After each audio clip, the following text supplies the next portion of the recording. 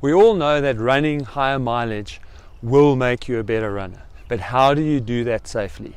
Today we are here to talk you through 4 simple techniques you can use to build up your mileage to become a better runner safely. I'm Lindsey from coachperry.com. We also want to hear how much mileage do you run in a week. Please pop those into the comment section below the video. So we all want to run more, we want to run longer mileage. It is absolutely vital. One of the ways to do this is to make sure that we build up slowly and really in a safe progression. You don't want to just dive straight into running a 10K if you're coming from not running at all. You don't want to dive into running a marathon if you've just been running 5Ks. It is about a gradual build up so that we really are prepping the body to be able to handle the higher workloads as we go.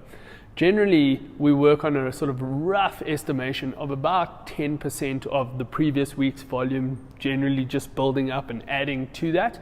But again, that's a very sort of loose rule of thumb. It is just really a case of making sure that you are listening to your body as well and not just trying to dive in and just add volume, thinking that if I'm running a marathon, I need to be running marathon distances in every training session. So where I sort of touch on the general rule of thumb of adding 10% to the previous week's volume, so that's a weekly volume. Like I said, very vague rule of thumb, and that is going to be quite dependent on the individual as well. So depending on the instance, if you're an absolute novice and you're starting out looking to run your first 5K, it would be then more about walk, run, and slowly building that where you're walking a little bit less, running a little bit more. If you are training for a marathon, for instance, or a faster marathon, and you're coming off running half marathons, you could probably get away with actually building that a little bit quicker, so a little bit more than a 10% gain on that weekly volume. But it is going to be very specific to you, your training history, how much running you've done, and what level you're sort of entering the goal or goal program that you're working on or working towards. So that 10% volume increase rule of thumb I've mentioned, keep in mind though that you do get to a point that as you start adding more volume and more time throughout the week, there does come a point where you almost reach a point of diminishing return where you will need to have a conversation with your coach about, I've reached this particular point, is it viable or is it still in line with what the goal is that I'm working towards? Obviously, we say we want to keep increasing the volume. It's not to say that we want you to be running 20-hour weeks. It's really a case of what is the goal in mind, having a chat to the coach and making sure that the increase fits or aligns with what the goal is that you are trying to work towards. A lot of runners do all their training runs at the same pace. That's a big mistake. Never forget the 80-20 principle, where you want to be doing a minimum of 80% at your low intensities and 20% or less at high intensity. The smaller the gap is between your easy run and your hard run pace is, the more likely you'll be plateauing out, and that's a big problem for any runner. Another problem that we find is when you do all your runs at the same paces, is that you tend to push your pace every run you do because everything is the same pace and you're trying to get faster and faster. What does that mean? You don't do your easy runs as easy as you should, which means you'll never be able to do your quality runs as hard as you can. Thanks, Marcus. Now that you know why it's so important to slow down while you're running, I'm here to give you a great tip on how to use walking to slow you down. We've, as coaches, keep getting pushback that it's uncomfortable to run slower, you feel more tired when you run slower, and really the gist of it is that people battle to get themselves into the right pace. Walking is a fantastic way of making sure that you get all the benefits that we are trying to give you by running slower. The way that I like to do it is to have it as a regular feature so it becomes rhythmic, habitual, and it's something that you can then transfer into longer race day tactics. We work at Coach Perry on about a 60 to 90 second walk break that we do on a sliding scale from faster runners to slower runners. Faster runners will have slightly fewer walk breaks at longer intervals, and slower runners will have slightly more walk breaks that will be at shorter intervals. So we like to work with our faster, younger athletes.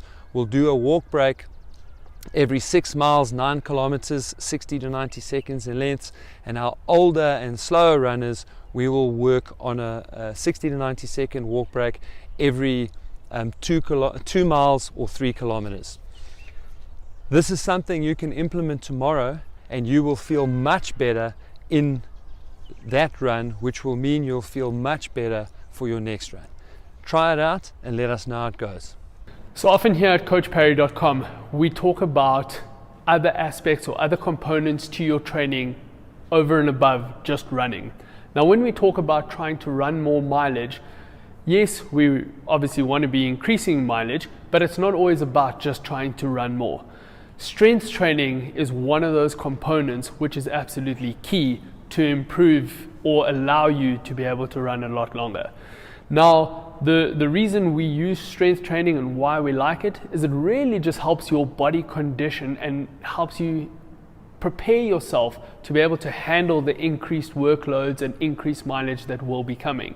And that also just really focuses on being able to handle, just keep your body in a better posture when you are running for longer periods, longer durations as well as the different kind of terrains, uphills, downhills, those sort of things that we need to focus on as well. So the strength training component is actually one that almost needs to be a real big sort of exclamation mark in your training and an absolute key component. When we talk strength training, we're really focusing on resistance training. So what do I mean by resistance training? It's not really a case of always trying to do the heaviest weights possible. Obviously, there are times where we need to be focusing on more strength type focused work. But more resistance training, anything that makes use of resistance bands, kettlebells, dumbbells, and a lot of body weight work works really well at the same time. I'm talking things like lunges, squats. There's a lot of core abdominal work that we really need to focus on. When I speak about keeping your body in the right posture, those postural sort of and structural strength focus areas are absolutely key to make sure that you can handle those really high intensity loads, the long mileage, that heavy mileage that you will be picking up if you are working to really long distances.